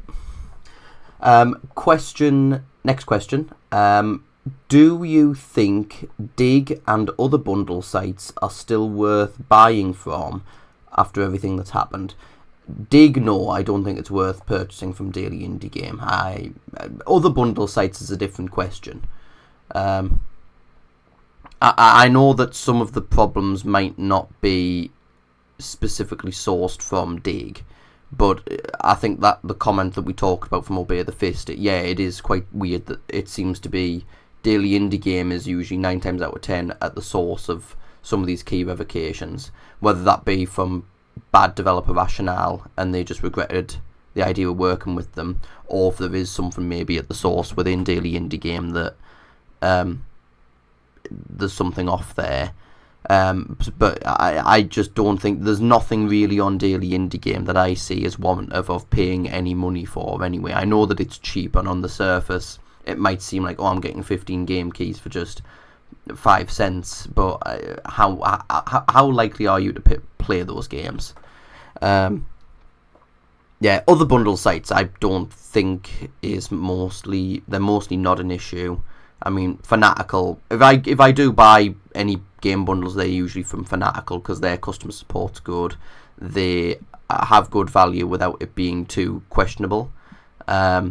They work directly with publishers. They work directly with indie developers. They have good PR contacts. They just tick a lot of boxes. Humble, I've started to buy a little bit less from. Not even just because of the key exhaustion issue that SVD wrote an article about on Sentinels a few months back, but also just because their deals just seem to be getting less and less worthwhile. I love the course. I love the concept of Humble, but I think it's just been slowly going downhill for a while. But I think we can all agree, don't ever buy from G2A or Kingwin or any key reselling sites. Yep. Yeah, I agree. If you're going to buy from a key site, make sure it's legit. Make sure there's not any negative reviews about it, which is kind of funny to say about Humble Bundle and stuff. But, like, for the most part, you're going to get your keys off Humble Bundle. There's not going to be you're not going to end up in a fight over key revocation. And if you do end up in a fight about key revocation, then I would argue that Humble Bundle will probably have your back.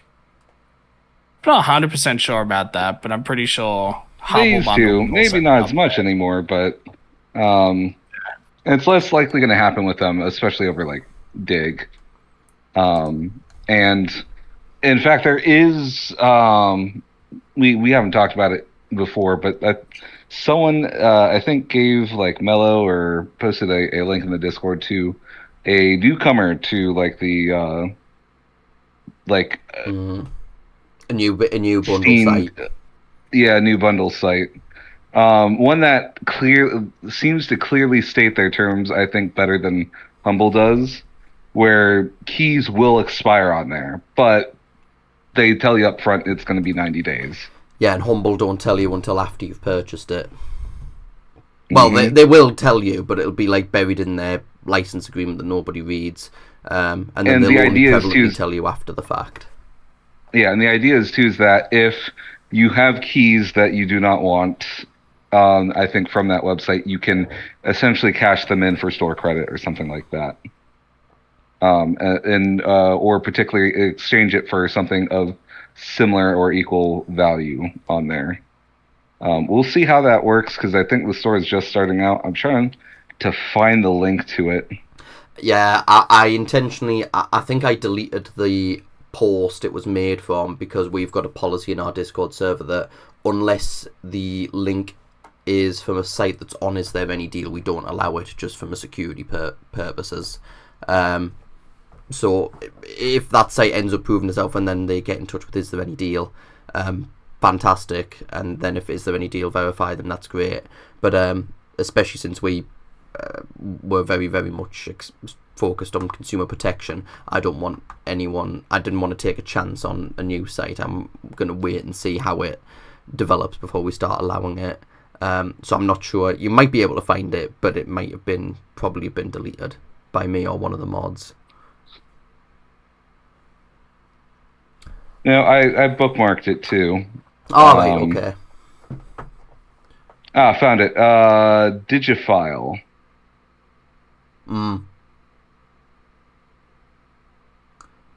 Okay, moving on to the next one if we've not got anything else more to add on to that. Have you ever had someone tell you the Sentinels helped them avoid a scam? Yes, quite frequently actually. There's quite a few. There was a few, like some Reddit threads sometimes come up. There's some, like, not. I mean, I've had people like message me and say, "Oh, thanks for what you do," and I didn't realise about this. I remember the first time it happened because it was quite early days for us, like maybe 3 months in, and we had a few hundred members, but we weren't massive or anything. And I saw this this Reddit thread come up on like a Google search, and it was on this YouTuber's subreddit, and they had recently played like this space game that they had found on Steam, and one of their members of their community was actually following our curator, and they went on the store page and they found an alert from us saying that it was actually an asset flip, and the YouTuber had no idea it was an asset flip, didn't know because it was basically just a pre-compiled package, and there was a lot of comments on there saying, "Oh, actually, I was going to buy that game because when the YouTuber played it, it looked great, but now when I know it's an asset flip, I'm not gonna purchase it." And then was saying it directly influenced their buying decision. I don't really, with the curation reviews, I don't really write them up thinking this will stop everybody from buying a game, and that's not really the intention either. It's more, I know that some stuff we put up there, some of it will be relevant to some users, some others just won't care. Like the asset flips one is a good example. We apply the asset flip tag on asset flips that vary in terms of their quality. Some of them are just that pre-compiled project page, but I've had some users message me saying that they actually don't care about asset flips and they more follow the curator for like review manipulation purposes or something like that. So they might just fully discard the curations we put up on asset flips, and they just be like, I don't really need that, but the information is there for people. It's more just to help give further context for people before they actually make a buying decision. So if they're like, hey, I know this information, but I'm still going to go ahead and purchase it, that's fine. There's nothing wrong with that. But you've gone in informed, and you've gone in knowing the full what's going on with this game that we found out. But yeah, no, it happens quite frequently. I don't know if either of you have got any personal stories about that. Go ahead, Ratchet. I was going to say, I don't have anything personally, but yeah, through the Sentinels, I've had people talk at length at me. And no offense to anyone who has done so, but I'm not going to lie, I don't really pay attention. I've got a million other things to do most of the time, but I appreciate it. But yeah, I've had people, like, when they join the Discord, send me a long-ass message being like, I'm joining for this reason, I love the fight, I love the community, I want to be a part of it, and it's like, awesome. Welcome. But yeah, you do a daily indie game response. Yeah. Very good, and then a big cough. But yeah, it's a thing of like, oh, awesome, thank you for being a part of the community. We appreciate it, but also Mellow is the person to talk to about that, not me. Because I'm just like, awesome. And then I disappear back into the void. But yeah, I've had quite a few people say things. Yeah, and I've seen people in the comments for like the Humble Bundle piece that I wrote. Appreciate mentioning a lot of the problems that's going on with it, and that they would be avoiding it in the future. Yeah, the comment section is usually quite, usually very positive. Some of the conversations outside can be mixed sometimes. Some of them might be like, one frequent one that I've seen come up quite a bit is, oh, they're making mountains out of molehills.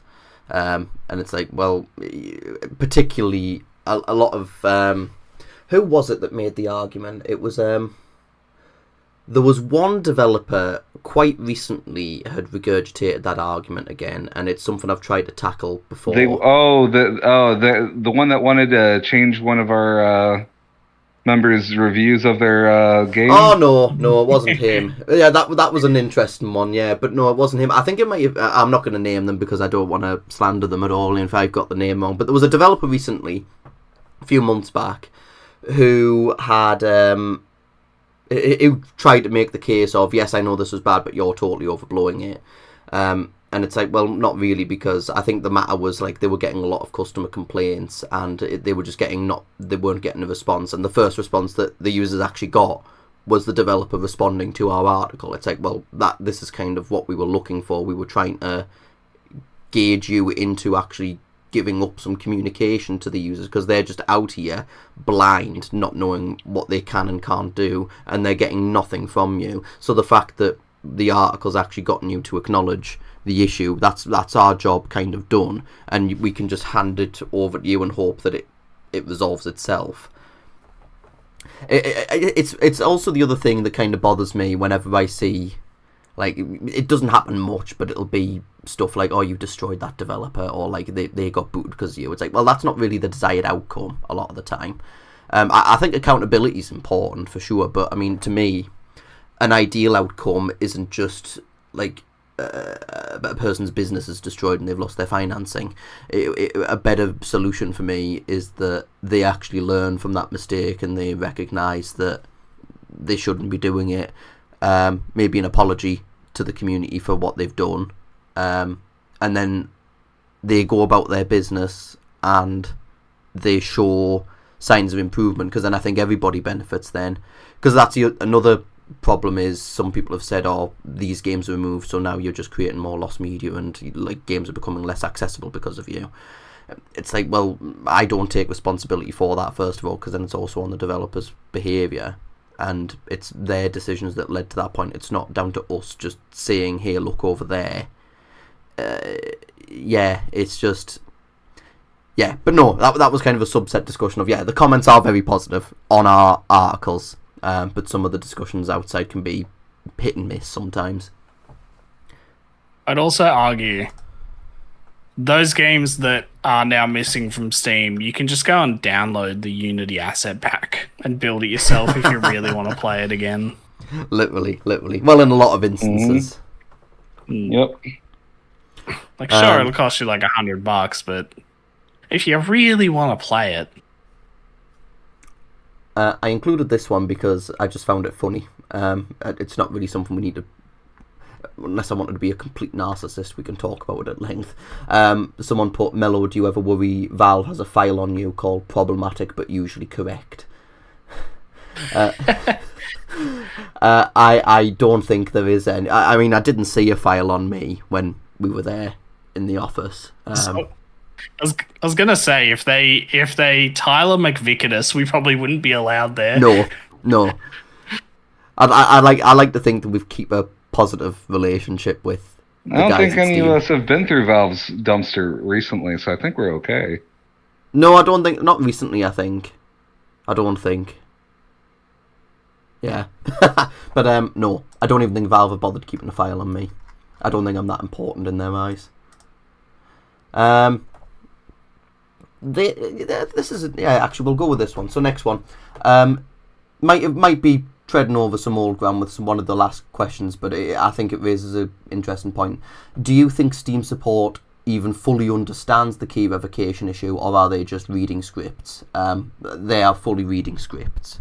They just get provided with, like with any kind of support service, they'll get some like boilerplate responses that they've just got to copy and paste. And I think they get so many issues coming through daily, there's only so much they can actively look into something.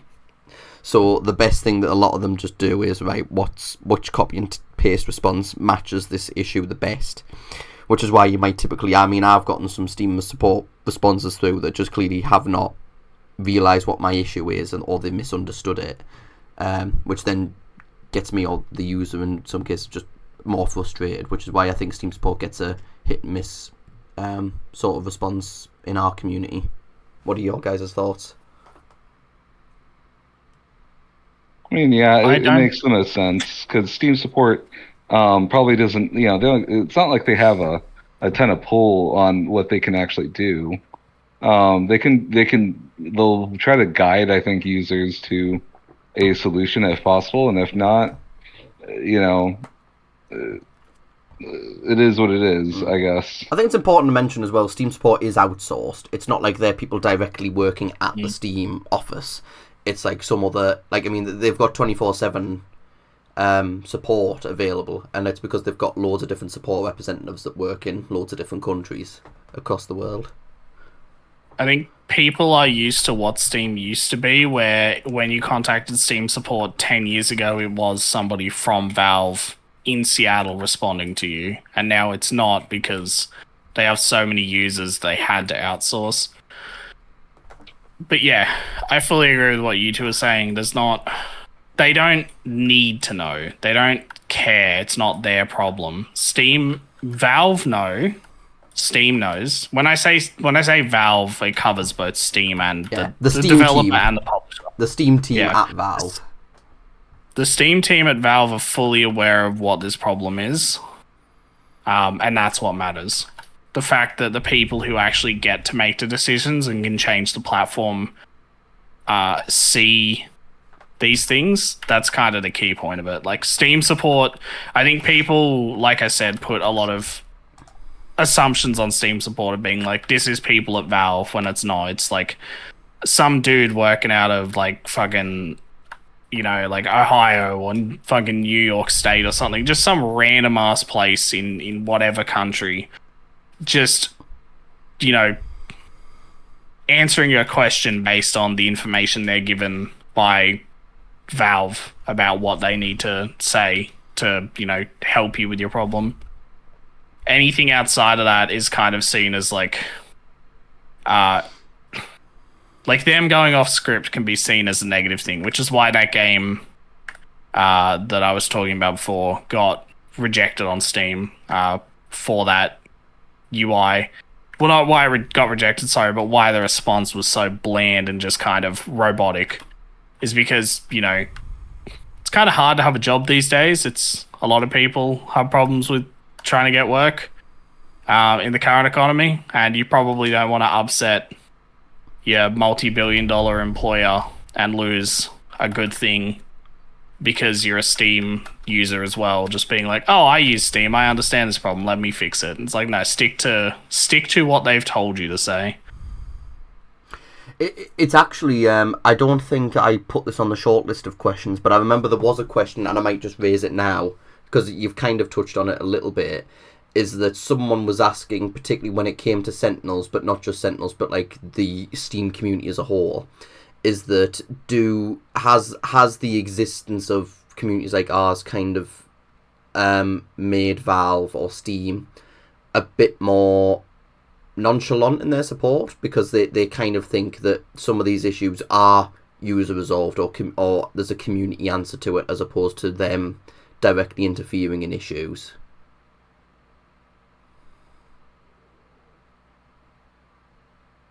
It's a good question. I don't think... I think we've helped them I don't think they would have invited us to their offices if we hadn't helped them. I think they understand communities like ours assist them with understanding what the problems are, where, in cases where they don't understand what the problems are. I don't think it makes them lazy. I think it helps them in places where they look at a problem and they say, we don't know why this is happening, which is a super common thing in software and games. Like, people will do weird shit in your game, for example, and it will be like, we don't understand why people are doing this, and you go and watch a YouTube video where someone talks about it, and you suddenly are like, okay, this is why people are doing it. And I think Valve relies, not heavily, but they rely for some extent, or in some extent, on people like us and our communities providing that kind of external understanding. Yeah, I don't think it's mutually exclusive to us, but I remember as well, even before before Sentinels existed, but when Guardlight was still about, which predated the Sentinels group, Steam made some statement about the transition between Greenlight and Direct in terms of the quality moderation, or it was to do with like scams on the platform or something like that. And I think they did use the words community curation, and that's why shortly after the Steam Direct system got rolled out, there was a curator overhaul that came in. So then it gave curators more tools to make more use out of their groups. So I think they kind of did expect maybe some groups like ours as well to kind of use those tools to then help inform people about information that we at least see important, and we would think that it matters. If it matters to us, then it matters to other people as well. SVD, what are your thoughts? I would say so, and if I remember correctly, I think the rumor was it was called Steam Explorers before it got changed to Steam Direct. There was, and I mean, I don't know if it was Steam Explorers. I think it was Steam Explorers. I will remember it. I might need some time, but yeah, go ahead. And I think in their eyes, because to them, they understood that the community issue with them opening the floodgates is how can we tell what's a good game and how can we tell what's a fake game or anything like that. And Valve's like, well, curators can essentially help answer that. People who are willing to go out and see that because they know that they have a massive community. And if anything, they Valve relies and continues on the community to help them, with the platform, whether it be from community moderators, as well as what they do is they try to give developers tools. Here, we're going to give you a community hub. You can have people upload screenshots, their artwork, have discussions. You can have your bug reports on there if you want. Things like that. And so, the idea is, again, it's more community driven run, which means it's, and if you want to look at it, it's essentially like free labor in a sense, right? But the idea is that like it's someone that wants to do it of their own volition, and there are quite a lot of people that want to try out new games, see what's good, see what's bad, and Curator Connect was essentially a great way to do that. Not to mention, rather than worrying about sending keys to a YouTuber or someone that wants to review your game and then and worrying about that they're going to turn around and sell it on a third party reseller, you can send them essentially a license or a package or whatever the term is directly on Steam for the game. No keys get exchanged, and the person can actually play it. I'm guessing from the developer point of view, you can actually see or tell if the when you send it a game to a curator, whether or not they've actually played it. I don't know. That kind of helps solve that. Yeah, I think you were going to chip in the match. I'm not 100% sure if you can see if a curator's played the game or not. At least from a developer back end. I think you can see if they've accepted the key that you've offered. or if they've declined it. But I think that's all you're able to see. Because, I mean, even on a curator review, you can't actually see how long. Yeah, like I said, which is why I'm not sure if a developer can see that information or not. Yeah. Okay, we've got 5 minutes. I'm going to squeeze this last one in because this one really did fascinate me, and I'm keen to pay a penny for both of your thoughts on this. This is kind of a scenario that someone proposed. If Valve introduced a second tier of publishing, for example, $100 for standard games and $1,000 for full marketplace privileges being allowed, would scams drop? Absolutely not. Yeah, they would just find a way to make the $1,000. They would. All they would do, if anything, is try to pull their money together collectively for this. Because the thing is then it's worth it to go the $1,000 to have unmitigated access to essentially their money making drops. Even if Valve catches them, right? But the thing is that especially as time goes on, they've gotten, I think, better at being a little bit more discreet about this stuff. And also, Valve, it may take Valve a lot longer to catch them on this as well. So, yeah, trying to do this whole $100 for standard and $1,000 for full privileges with that, no, it's not going to work. I think I remember when Sterling was talking about the Steam Direct fee when it got announced, they made the point, and they were correct about it, was that money isn't an issue for scammers because they're already forking out sometimes $1,000, $2,000 on asset packs at times. They've got money. The price point isn't going to stop them from posting.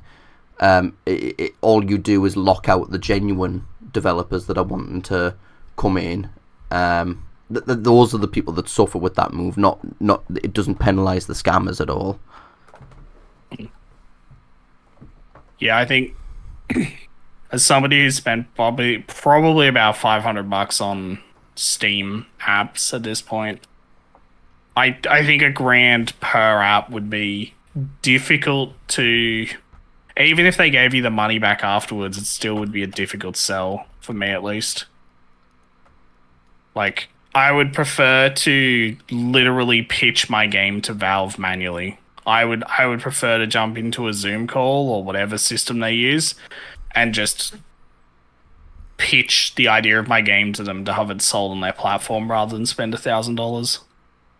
But that's not me, kind of picking one or the other. I also think that would be easier to just be like, look, I'm not a scammer. Mm. And money isn't an issue, obviously, like for Steam. And I if you look at the history of uploading games to Steam, even the Greenlight Pass was $100. It was a $100 one-off fee, and you could just upload as many as you wanted, but it was still $100. And I think there's a reason that even when we've gone through like inflation, cost of living, and everything, I think there's a reason why Steam have not changed their submission fee.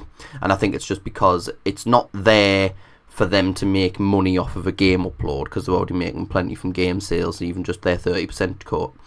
But it's more there just as just a very, very basic safeguard. It's a very basic initial point of entry where it's not like it's free to just put your game up and then it's overbearing their HR team in terms of game reviews. It's just a very, very basic feature that it shows that, okay, I actually do genuinely want to put this game onto Steam, so I'm willing to part with $100. Because if you don't want to part with $100 to put your game out to the public, then how much do you really want it? Okay, gents, do we have anything else to say on that question? Nope. No. Amazing. Okay, we'll close it out there with 1 minute to spare. Okay, great timekeeping, Mellow. Thanks, Mellow. Appreciate that. Okay, thank you very much, ladies, gentlemen, and others for listening. We will be back in some shape or form next week with a regular VOD session. But thank you for those of you that have tuned in to our live stream. The giveaway will be taking place on my or the Sentinels social medias. I'll pop a pinned comment on the VOD once that's been arranged, so that if you're listening to this after the fact, then you know where you can go to if you want to try and claim your copy of Bombernauts. Thank you, Ratchet. Thank you, SVD, for coming on. One more time, I do want to give a shout out to the users who have donated to our $10 shout out tier, just as soon as I can get the list up. Another shout out to Delisted Gamer, Schnick1985 and DL Jado. Thank you all very, very much for that. Again, this stream has been done for our charity fundraising campaign for Safe in Our World. Visit the link in the description to find the Tiltify campaign, where you can donate there, or you can scan the QR code that's on the screen now. If you can't donate, please do share the campaign, tune into the streamers that are streaming to help aid this charity. Join the Sentinels of the store, the link is in the description below. You can follow our Steam curator, join our Steam group. There's also an invitation to our Discord server in the description as well. We also have our patrons to thank. I almost forgot because I obviously had all this charity stuff going on. Special big thank you to our patrons, and I am just going to start talking slowly while I get the list up to make it seem like it is a very seamless transition, but it is currently not working out for me. I just need to get another couple of seconds and I will have it. Special thank you to Kath, Stefan, Old Navy Twidget, Luke, Nin Emigrant, and our brand new patron Pocket. Thank you very much, all of you, for patronising us on Patreon. If you want to become a patron today, you are welcome to look in the description down below. Our Patreon funds for November and December will be donated to Safe in Our World and our campaign.